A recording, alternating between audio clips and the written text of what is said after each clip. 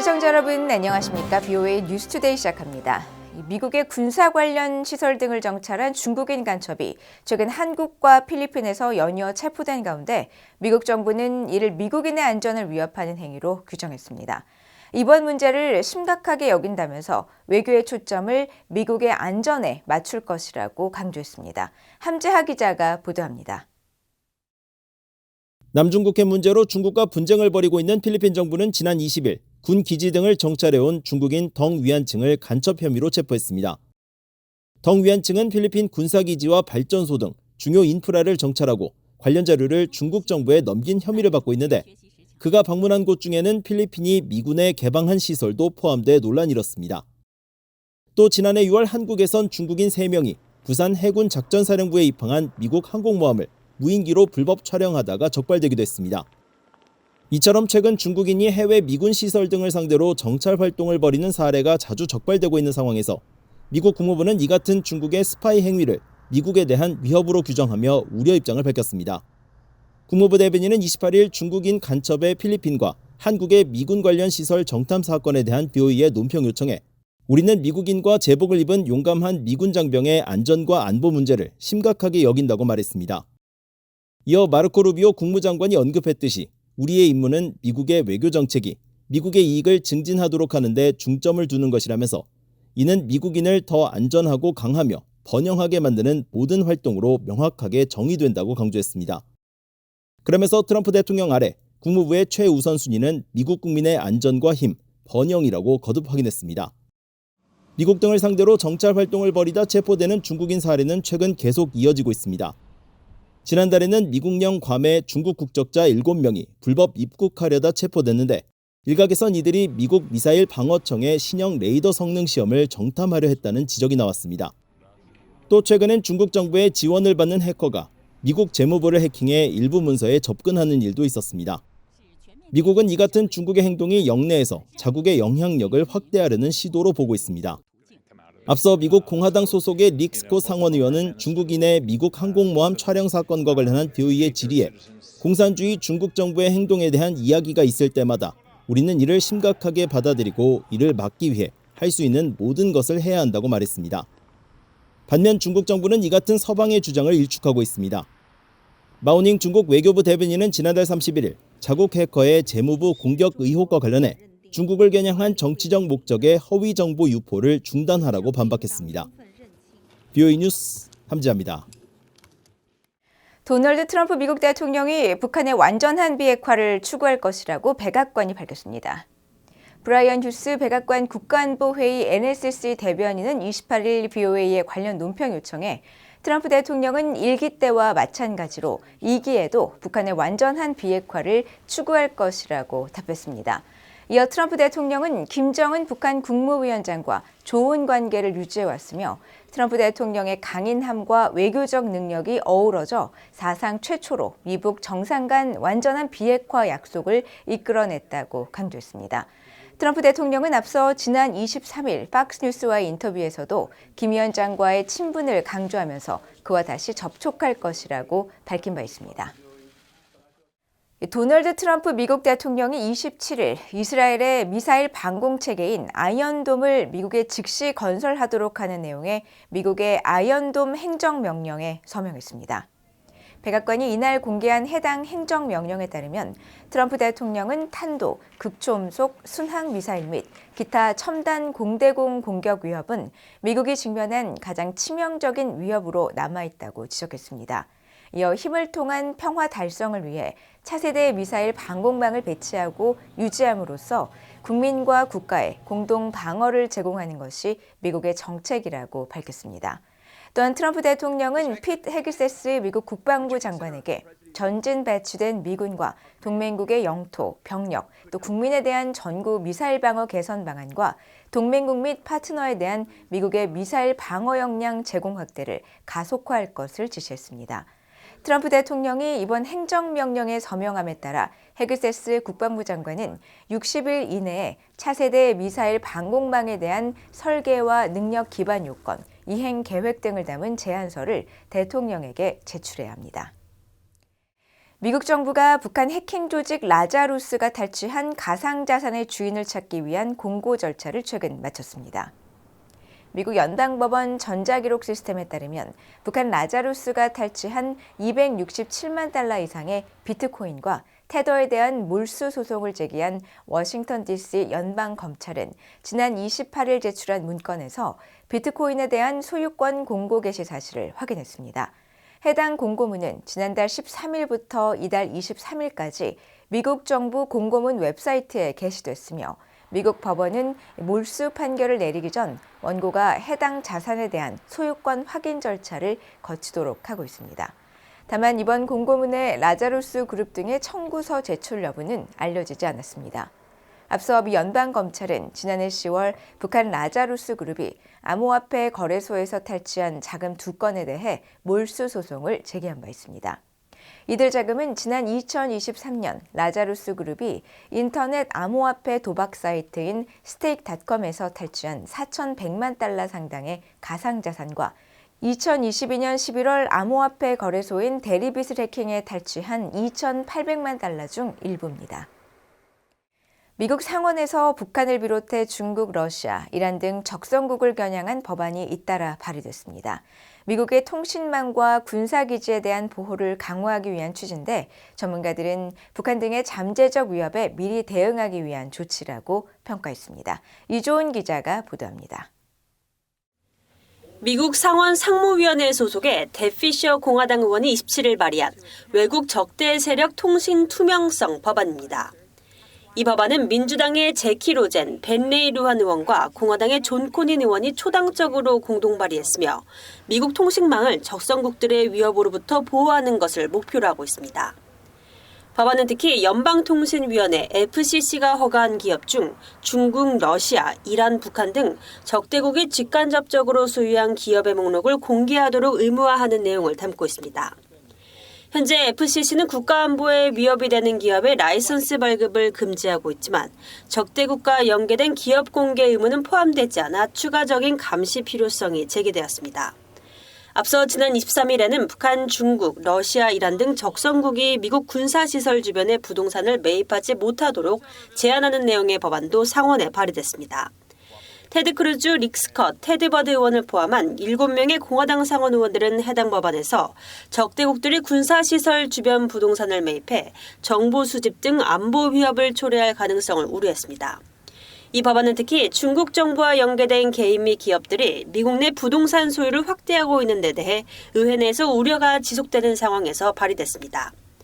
공동 발의자인 릭 스카드 의원은 성명을 통해 러시아, 중국, 북한, 이란을 미국과 그 생활 방식을 해치려는 적대 세력으로 규정하며 미국의 이익을 최우선으로 두고 이 법안을 통과시켜야 할 때라고 강조했습니다. 전문가들은 이런 법안들이 특정 국가에 국한되지 않고 미국의 국가 안보를 위협할 가능성이 있는 모든 적대 세력을 포괄적으로 다루려는 의도로 발의됐다고 평가했습니다.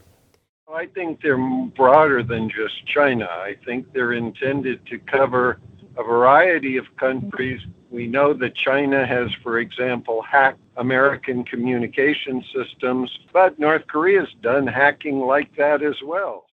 베네서님 연구원은 북한 해커들이 신분 도용을 통해 미국 컴퓨터 보안 회사에 고용된 사례를 언급하며 이와 같은 방식으로 군사기지 인근 기업에 침투해 미군의 역량을 감시할 가능성도 배제할 수 없다고 지적했습니다. 그러면서 의원들은 이런 법안을 통해 북한의 잠재적 위협에도 미리 대응하려 하는 것이라고 분석했습니다. VOA 뉴스 이존입니다. 인류가 직면한 위기를 상징적으로 보여주는 지구종말 시계가 올해는 지난해보다 1초 줄어든 89초 남은 것으로 조사됐습니다. 미국 핵과학자 회보는 28일 화상으로 진행된 연례 지구종말 시계 발표 행사에서 올해 지구종말 시계를 지난해보다 1초 줄어든 자정 89초 전으로 변경한다고 발표하고 인류 전체를 위협하는 생존적 위험을 줄이는 데 있어서 세계는 충분한 진전을 이뤄내지 못했다고 밝혔습니다. 이어 세계는 이미 벼랑 끝에 위험할 정도로 가까워져 있는 상황에서 자정을 향한 어떤 움직임도 극도의 위험과 명백한 경고의 표시로 받아들여야 한다면서 시계는 세계적인 재앙에 그 어느 때보다 근접한 시점으로 앞당겨졌다고 경고했습니다. 그러면서 2022년 2월에 시작된 러시아의 우크라이나 전쟁을 지속적인 핵 위험의 큰 위협으로 꼽고 중동 내 이스라엘과 하마스 간 전쟁 등 광범위한 적대 행위를 주요 불안정 요소로 꼽았습니다. 또한 북한의 핵과 미사일 프로그램에 대해서도 언급하면서 북한이 핵무기의 기하급수적 증산과 우크라이나 전쟁 지원을 위한 러시아 군대 파병 등도 주요 원인 중 하나라고 지적했습니다. 1945년 창설된 미국 핵과학자회보는 지구 종말 시간을 자정으로 설정하고 지난 1947년부터 매년 핵 위협과 기후변화, 생물학적 위협 등을 종합적으로 평가해 지구 종말까지 남은 상징적 시각을 발표해왔습니다. 북한이 1년여 만에 서해상으로 전략순항 미사일을 발사한 가운데 미국의 전문가들은 아직 개발 초기 단계인 것으로 진단했습니다. 러시아가 북한의 순항미사일 기술을 이전할 가능성에 대한 우려도 제기됐습니다. 조상진 기자가 보도합니다. 북한 조선중앙통신은 26일 김정은 국무위원장이 참관한 가운데 해상대 지상 전략순항 유도무기 시험 발사가 진행됐다고 보도했습니다.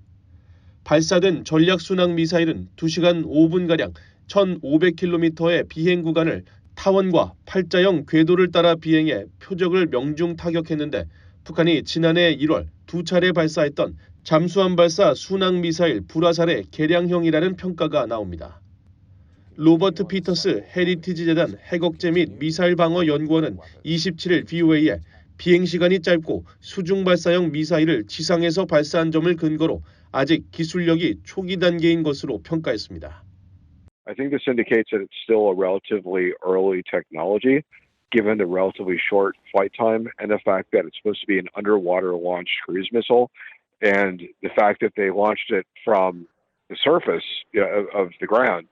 That suggests that they're not quite yet confident enough to actually try to do a launch while a submarine's submerged to see if it works. And so I think it's still relatively immature technology. 피터스 연구원은 또 북한과 러시아 간 잠재적 기술 협력도 우려된다면서 북한이 러시아의 우크라이나 전쟁을 지원한 뒤에 그에 대한 대가로 러시아로부터 순항미사일과 탄도미사일 기술 지원을 받을 수 있다는 점을 지적했습니다. 반벤디펜 전 국무부 국제안보 비확산 담당 수석 부차관보는 북한이 순항미사일 발사와 관련해 비행거리와 시간만 밝히고 사진 몇 장만 공개했을 뿐이라면서 새로울 것이 없다고 평가절하했습니다. This isn't a particularly demanding technology. I mean, if you want to do it well, you do have to master the ability to build small, fuel-efficient turbofan engines. And of course, guidance is always a challenging technology. 전문가들은 북한 순항미사일의 회피 유도 역량에도 의문을 나타내면서 관련 역량이 떨어질 경우 지대공 미사일인 패트리어트 체계에 쉽게 격추될 것이라고 지적했습니다. We don't know if it can maneuver around terrain and therefore cause a problem for our missile defense systems. If it doesn't do more than fly over water, that probably makes it an easy target for Patriot, for example. 전문가들은 북한이 이번 시험 발사를 감행한 것에 대해 핵미사일 프로그램 개발 노력의 일환이라고 평가하면서도 미국을 겨냥한 메시지도 있을 것으로 관측했습니다. 그러면서 북한이 도널드 트럼프 행정부 출범에 따른 기회를 엿보고 있으며 여러 국제 현안 속에서도 존재감을 과시하려는 의도로 시험 발사에 나섰을 가능성도 있다고 분석했습니다. BOA 뉴스 조상진입니다. 유엔 대북 제재 대상 선박인 을지봉 6호가 또다시 중국 해상에서 포착됐습니다.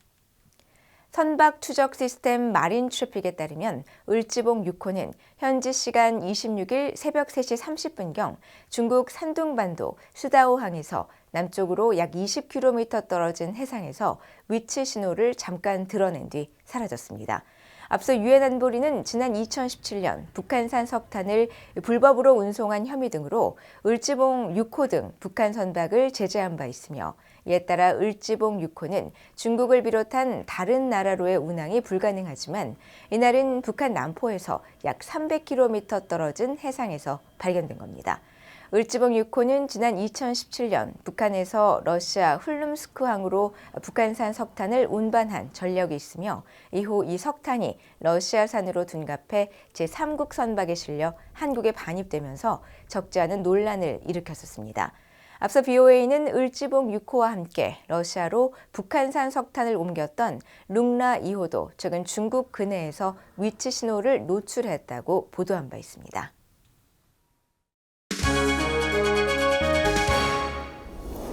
국제뉴스입니다.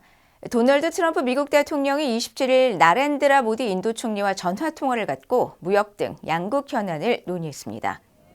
백악관은 이날 보도자료를 통해 두 정상이 이번 통화를 통해 협력 확대와 심화 방안을 모색했다며 생산적인 통화였다고 밝히고 인도태평양과 중동, 유럽 안보를 포함한 다양한 지역별 현안에 대해서도 의견을 교환했다고 전했습니다.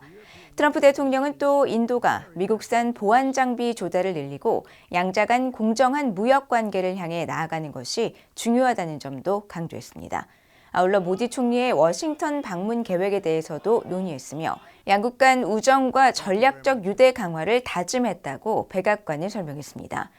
미국과 인도는 일본, 호주와 함께 영내 안보 협의체 쿼드를 구성하는 등 긴밀한 협력 관계를 이어오고 있습니다. 스콧 베센트 미국 재무장관 지명자에 대한 인준안이 27일 미국 상원을 통과했습니다. 미국 상원의회는 이날 찬성 68, 반대 29로 인준안을 가결했으며 야당인 민주당에서 16명의 의원들이 베센트 지명자를 지지했습니다. 올해 62살인 베센트 재무장관은 세금을 줄이고 외국에 관세를 부과하는 도널드 트럼프 대통령을 강력히 옹호하고 있습니다. 베센트 장관은 지난 16일 인사청문회에서 미국은 너무 오랫동안 국제무역체계에 불공정한 왜곡을 허용했다면서 중국 등 다른 나라의 불공정한 무역 관행을 바로잡기 위해 관세를 적극적으로 사용하겠다고 말했습니다. 베센트 장관은 또 앞으로 28조 달러 규모의 국제시장에도 영향력을 행사하게 되며 미국 정부의 재정정책과 금융규제, 국제제재 현안들도 관장하게 됩니다. 미국과 프랑스가 주도하는 다자간 해상연합훈련이 인도태평양 해역에서 실시됐습니다. 미 해군 제7함대 사령부는 27일 보도자료를 통해 연안 전투함 사바나 LCS-28함, 프랑스 해군 샤를드골 항공모함 R-91 전단과 캐나다, 호주, 인도, 말레이시아, 영국, 인도, 싱가포르 해군 호위함 및 구축함 등이 참여한 가운데 라페루스 2025 훈련을 실시했다고 전했습니다. 그러면서 훈련을 통해 상호 정보 공유 등을 연습했으며 해양 감시와 차단, 항공 작전 수행으로 영내 해양 안보를 증진시킬 수 있었다고 밝혔습니다. 이와 관련해 프레드 캐처 미 7함대 사령관은 라페루스 훈련은 우리의 유럽 동맹국들이 이 중요한 해역에 부여하는 가치를 강조하며 군 간 상호 운용성을 증진시키는 계기가 되기를 기대한다고 말했습니다. 미국 등 서방국들은 서태평양 등지에서 군사적으로 팽창하는 중국을 견제하기 위해 영내에서 크고 작은 훈련을 이어왔습니다. 한국 부산 김해공항에서 이륙 준비 중이던 홍콩행 에어부산 항공기에서 28일 화재가 발생했습니다. 한국 언론에 따르면 화재는 이날 오후 10시 20분경 항공기 꼬리 부분에서 시작됐으며 승객 169명, 승무원 6명, 탑승 정비사 1명 등 탑승자 176명 전원이 비상탈출 슬라이드를 통해 대피했습니다. 대부분의 승객과 승무원들은 안전에 큰 이상이 없는 것으로 알려졌으며 탈출 과정에서 3명만이 경미한 부상을 입은 것으로 전해졌습니다. 화재는 약 1시간 후인 오후 11시 31분에 완전히 진화됐으며 국토교통부가 중앙사고수습본부를 통해 사고를 수습 중인 것으로 알려졌습니다. 이상으로 BOA 뉴스투데이를 모두 마칩니다. 시청해주신 여러분 고맙습니다.